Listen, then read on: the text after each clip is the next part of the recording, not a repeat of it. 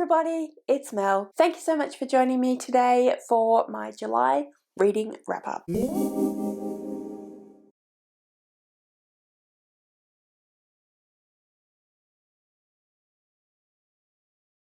the month of July I read 8 books, so let's talk about those. Whenever I do my wrap-ups, I always talk about them in the order in which I wrote them into my journal. Usually they are the order in which I finished them, but not necessarily, and this time they're not, but that's okay. Anyway, I have the journal here, so let's dive on in. The first 2 books that I'm going to talk to you about today, I read as part of a vlog, which I will link in the description below. It is a vlog where I read 2 books that my class picked out for me. So last term I was teaching part-time a grade 2-3 class, so 7 and 8-year-olds. And one day in the library, as a little bit of a joke, I said to a couple of kids, what should Miss Sadler read? They got really excited about the concept of picking some books out for me. So they picked out a bunch of books, like 6 or 7 books, and I was like, well, I can't read that many books. I have so many books I'm supposed to be reading, etc. So I decided to take the books to the whole class and get them to vote on which books that I should read. And the 2 that I'm about to talk to you about are what I read. I did do a vlog of it because I wanted to show the kids about how I went with their books that they suggested. They were super excited. That had a YouTube channel, by the way. Anyway, so the first of these that I read was The Circle Opens, which is the first book in a fantasy quartet, which I'm not 100% sure what the actual series is called, but anyway, written by Tamora.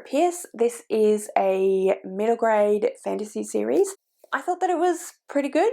I definitely can understand why it would be a really big favourite if you're a middle grade reader. I can see that a lot of the kids in the class that I was teaching and a lot of younger children would absolutely love it. It was pretty solidly written and I thought was very well written, with some pretty great characters. I gave it 3.5 stars though, which in Corpile was a 6.86. I did have it a slightly higher rating. I had it up to 4 stars, but I did drop it down because I actually didn't do my reviews until yesterday and today. And I completely forgot what anything of this book was about, and I had to go and look it up on Goodreads. And that usually doesn't happen to me. Usually by the end of the month I can still remember enough about a book to be able to do a wrap up and write a review without having to go and look at Goodreads. So I felt like because it was so unmemorable for me, I had to drop it down a star, but I still think it was solid and interesting and well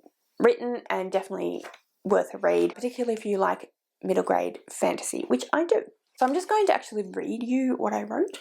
Sandra is a mage, a weaver of magic like thread. Then she comes across a young boy who can dance magic into existence. As his discoverer, she must teach him how to wield his magic. Before she can start, she and her uncle find a mysterious and dangerous new magic, the ability to reduce a person's essence to nothing. As the murders mount, it becomes clear that only Sandry and her new student can stop this mysterious foe.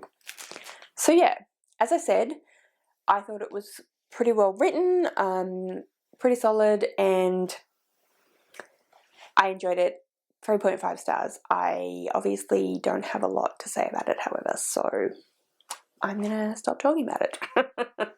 The next book that I read is also another middle grade. It is at the low end of middle grade. It is kind of straddling the line between a chapter book and a middle grade. I would say the themes are more middle grade. Chapter book is kind of that bridging between we are just learning to independently read and now we're going to sit down and read a novel. It is definitely more chapter book length, but I think that the themes and the writing style is more middle grade, if that makes sense. I thought it was fantastic. I really, really enjoyed this book. I cried at the end of this book, and if you guys have been around for a while, you know I don't very often cry in books. Cry in movies and TV shows and even songs literally all the time, but books don't really make me cry that much, and this one definitely made me cry. I wasn't sobbing, but I was shedding some tears.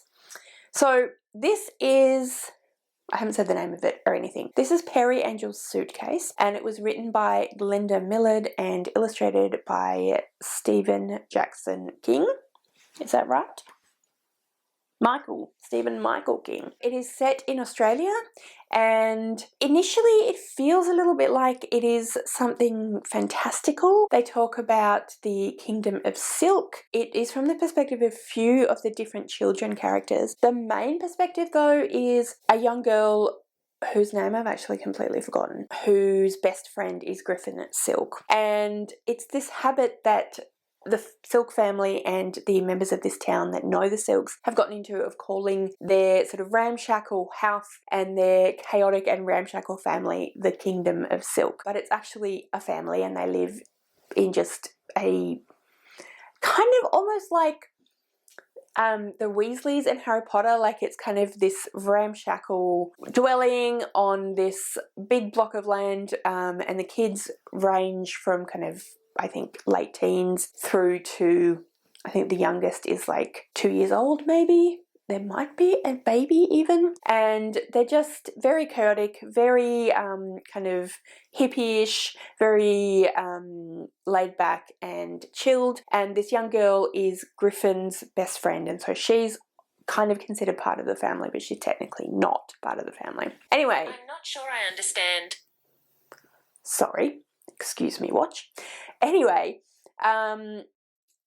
she finds out one day that the Silks are going to have a foster child called Perry Angel. He gets brought to the family by this social worker called Melinda. He has this small, old-fashioned looking suitcase with some letters, abbreviation engraved on it. I actually can't remember what the letters are, but anyway. And he refuses to let go of the suitcase. He won't put it down. And everyone finds him a little bit strange. He's a little bit, he doesn't want to really talk very much. He is obviously very nervous about being there. He just finds the whole thing a little bit overwhelming, and that's part of the reason why he won't let go of his suitcase. But eventually things work out, basically. I'm not going to say any more than that. I would highly recommend this book, even if you are, as most of you who are watching, even if you are an adult reader. If you like middle grade at all, then I would definitely recommend this. This deals with some really hard-hitting topics around loss, around grief, around foster system in general, around not knowing your place and finding your place, about being accepted and loved for who you are. That is just done so beautifully, incredibly beautiful writing. It's done in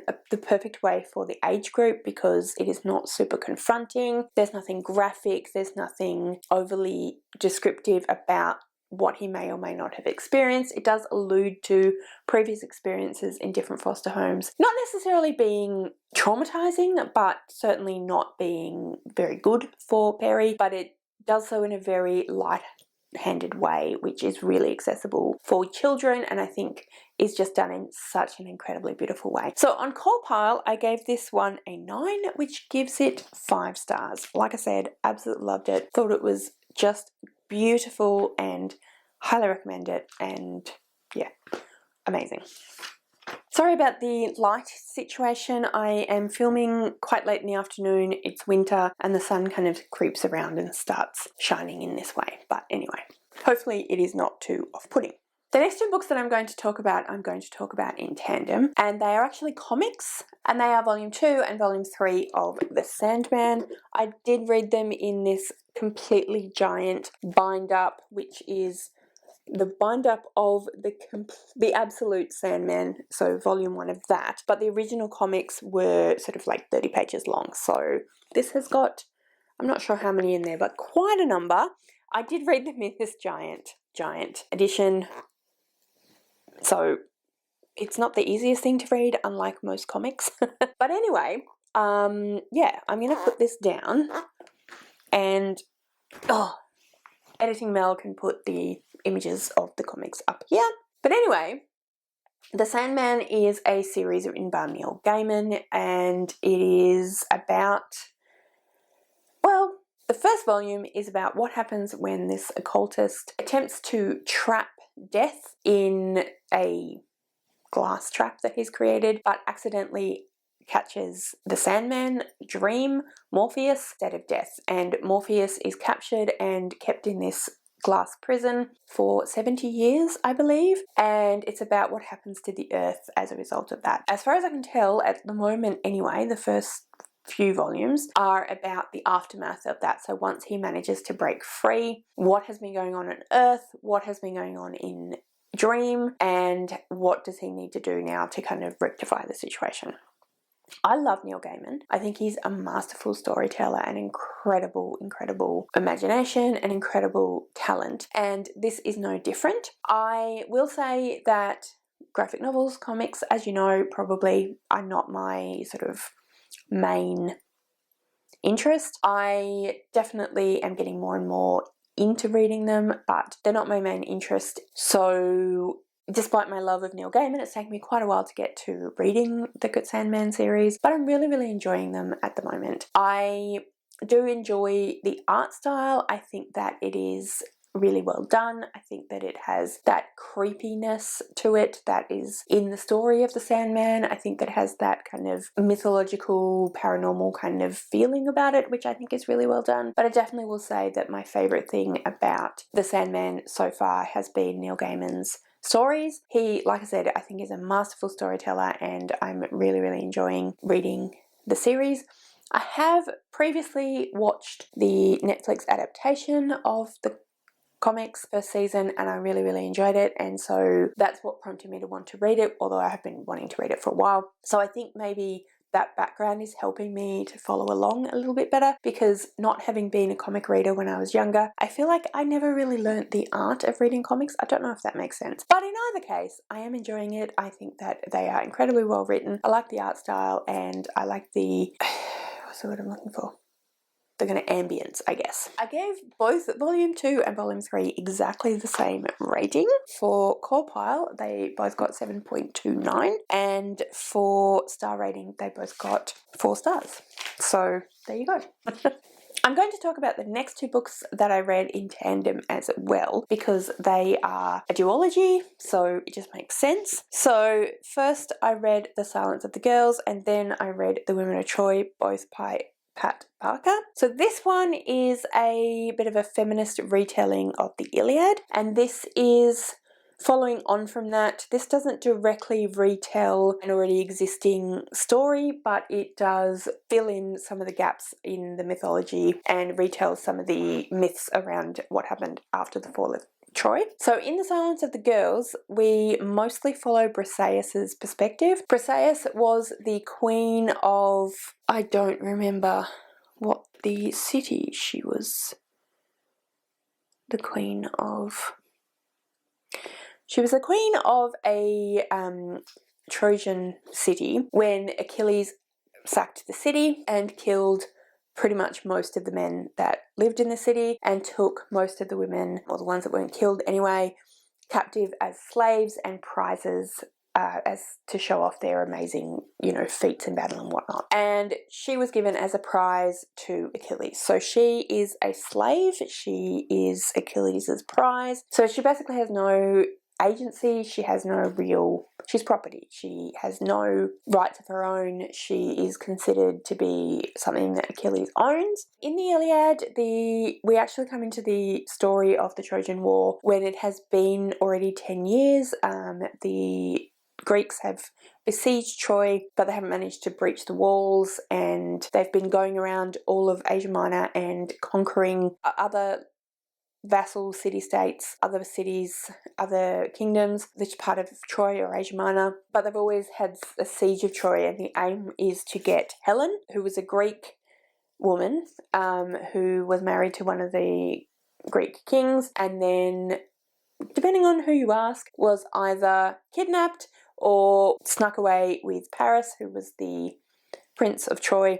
And so all of the different Greek city-states, all of the kings, gathered all of their soldiers and armies and went off to Troy to get Helen back, but they couldn't breach Troy, and so they've been besieging Troy for 10 years. And we come in to the situation after the 10 years, everyone's kind of fed up with the war, it's not going as well as they wanted it to, and now Agamemnon, head king, I guess, taken one of the women as his prize. She's the daughter of the priest of Apollo. He comes to the camp, the Greeks' camp, and he begs for her back, and Agamemnon tells him to bugger off. And then there is a plague in the Greek camp, and many men start getting really sick, some die. All the kings gather together and they all say, this is obviously Apollo taking revenge on us for the way that we've treated his priest, and so obviously we need to give back the daughter. And then Agamemnon gets really angry and has a big strop and basically says, why do I have to give back my prize? That's not fair, blah blah blah.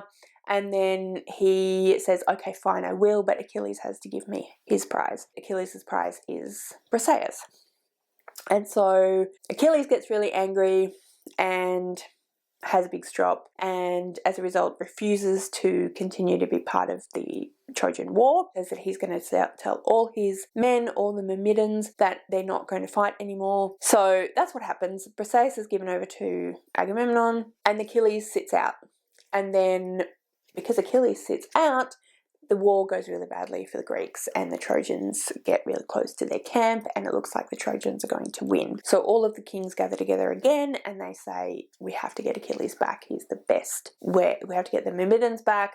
We're not going to win this war if we don't have them. And Agamemnon is still really angry and Achilles is still really angry. So this is all what's happening in the Iliad and this is all what's happening in this book, but instead of getting it from the perspective of all the fighting men in the Iliad, we get some of the gods, but we mostly get a lot of talk about the battles and talk about the people on the battlefield and big shout outs to all these amazing Greek soldiers. This one is talking about what goes on behind the scenes and how war affects women, how being a slave, being a considered property, being a prize affects women, and what happens in the camps to these various women who are taken as prizes and as slaves because of the war. Like I said, told mostly from Briseis' perspective. There are a few other perspectives in here, but it is essentially Briseis' perspective. And this one does much the same, but rather than it being specifically the Iliad, it is, like I said,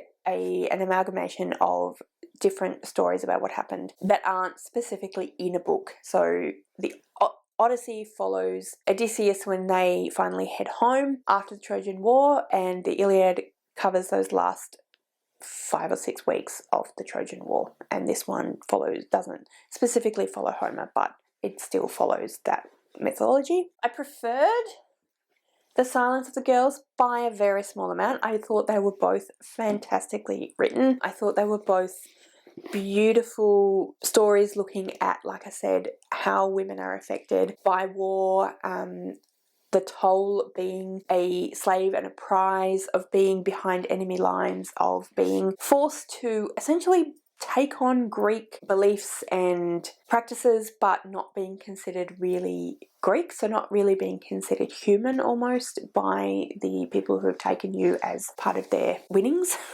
I gave The Silence of the Girls 9 in Corpile, which is 5 stars, whereas I gave The Women of Troy 8.14 in Corpile, which is 4.5 stars. So not a lot in it, and definitely I think Pat Barker's writing style was amazing in both. Was more, I think probably more that I already knew the story and I just really enjoyed having this other perspective of the Iliad, of a well-known story, that I just enjoyed having that.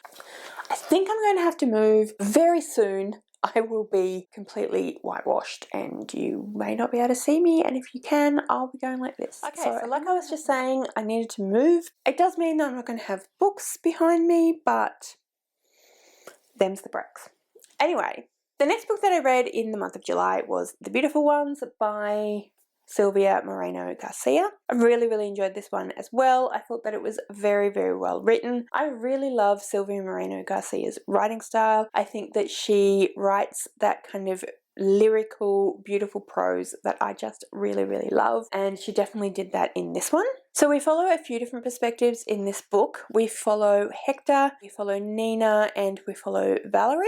I actually, and this is probably telling you more about my knowledge of Mexico than it is anything else, but I actually don't know if this is technically set in Mexico or if it is set in a kind of fantasy world that is inspired by Mexico. But either way, that is the setting. It is set in the, again, I'm not 100% sure, but it is a sort of Regency, Jane Austen era.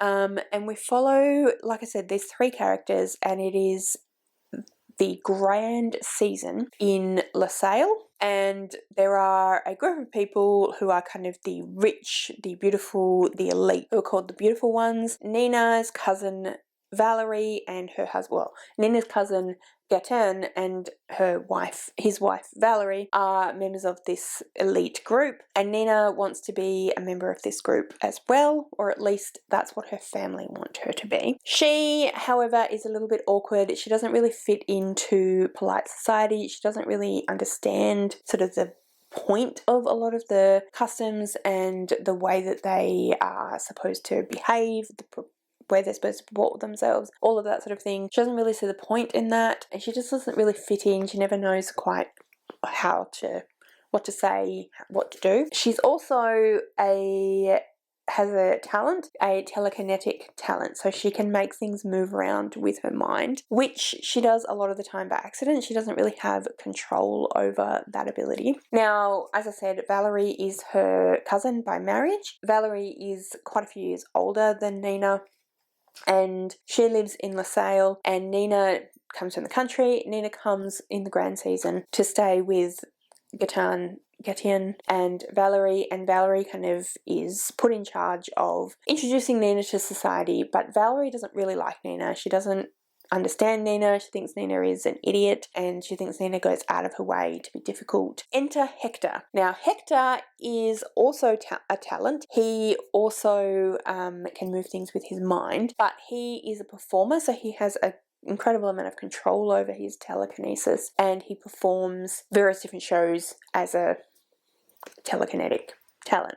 They meet, Nina and him run into each other at some kind of fancy ball or something, and they have a conversation which they both quite enjoy. But the thing is that Hector and Valerie have a past. They were lovers in their past, and so Hector starts up a courtship of Nina in order to actually see Valerie. Other things happen. It ends up being, quite the story, I thought.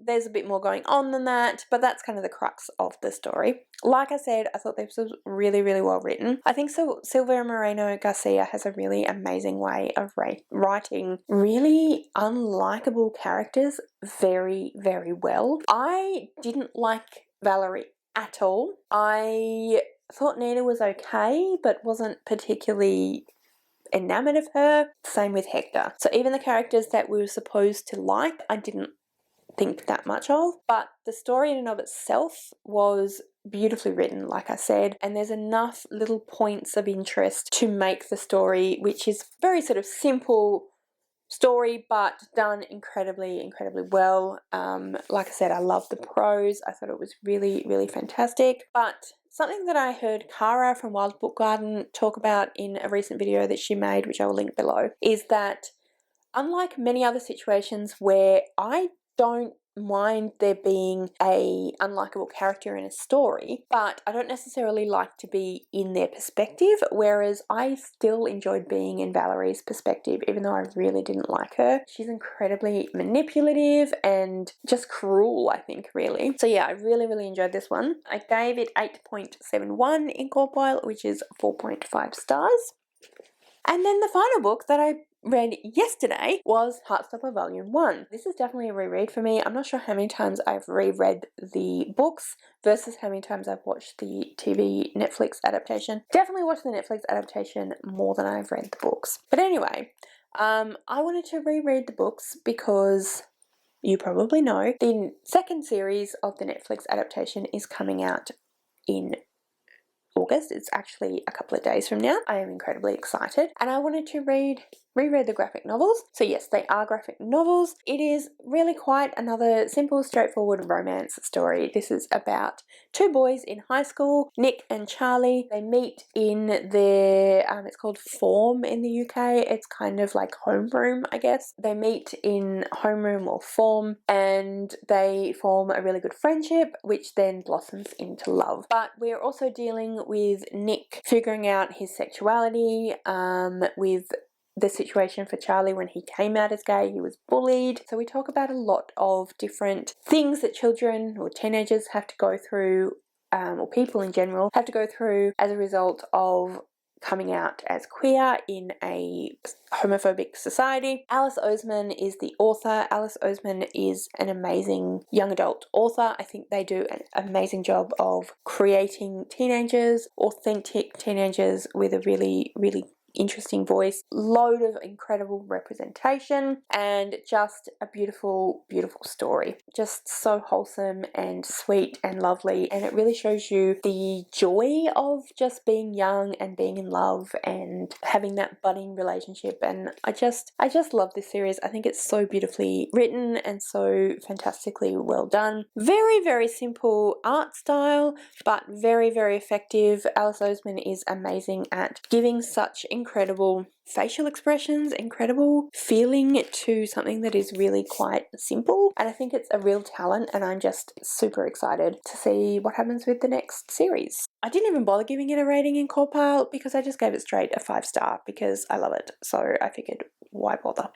But yeah, so that was my July wrap up. Let me know in the comments below if you've read any of the books that I talked about. Did you enjoy them? Did you not enjoy them? Let me know what books you read in the month of July. Did you have a good reading month or not so good reading month? Let me know all of that in the comments below. If you'd like to leave me a comment but you don't know what, then leave me a leaf emoji because of all the lovely pretty pink leaves on the Heartstopper cover.